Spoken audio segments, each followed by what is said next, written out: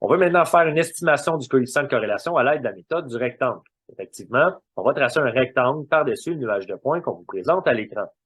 Pour faire ça, ça va nous prendre une règle ou un équerre. Donc, n'hésitez pas à mettre la vidéo sur pause et aller chercher un de ces deux outils pour réaliser le travail.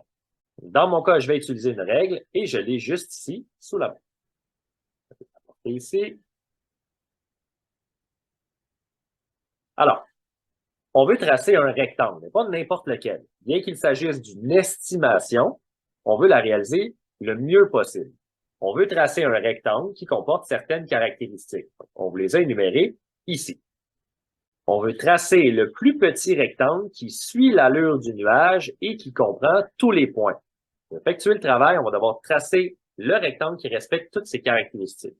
Pour faciliter le travail, on a décortiqué en étapes la construction du rectangle. À l'exemple 1, on veut estimer le coefficient de corrélation associé au nuage de points ci-dessous. On peut faire une appréciation visuelle du nuage de points également. On remarque qu'on a une corrélation ici qui est négative, qui semble être moyenne. Donc, on s'attend à une réponse pour le coefficient de corrélation entre moins 0,8 et moins 0,5. Donc, on devrait avoir ça en tête lorsqu'on effectue le travail. On va venir valider cette perception-là à l'aide du rectangle. À l'étape 1, on veut tracer une droite qui passe au milieu du nuage de points. Alors, on pivote la règle pour aller chercher la bonne inclinaison et on trace une droite qui passe environ dans le milieu du nuage de points. Une droite comme celle-ci. Voici le travail que vous devriez obtenir à la suite de l'étape 1. À l'étape 2, on veut tracer des droites parallèles à la droite tracée précédemment, passant par les points les plus éloignés de celle-ci. Comme on veut le plus petit rectangle possible, on veut aller chercher le point le plus éloigné vers le bas et vers le haut par rapport à la droite qu'on a tracée à l'étape 1. On conserve l'inclinaison ou on se réajuste avec la droite qui a déjà été tracée et on va chercher le point le plus en bas, ici du nuage. On veut tracer une droite et on vous suggère ici de passer à travers le point. Quand le nuage est déjà construit, c'est un peu moins important.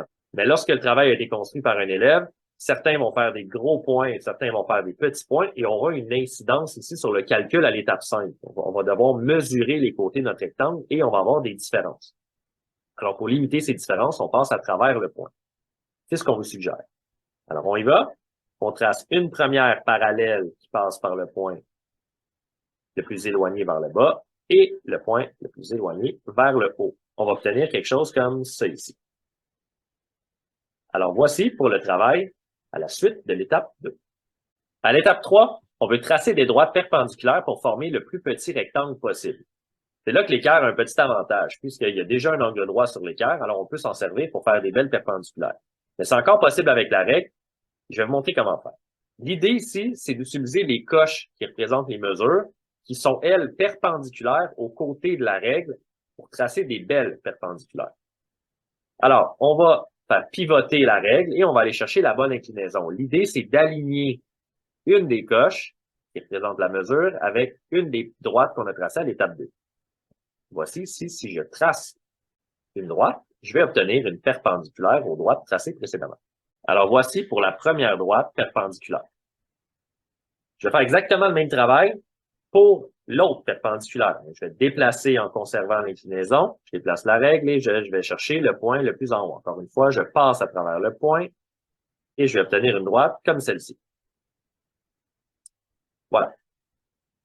Donc là, une bonne idée, mais c'est facultatif, c'est d'effacer les lignes qui sont de trop. Ce qu'on va obtenir, c'est un rectangle. Alors, je peux effacer ici pour obtenir vraiment un beau rectangle.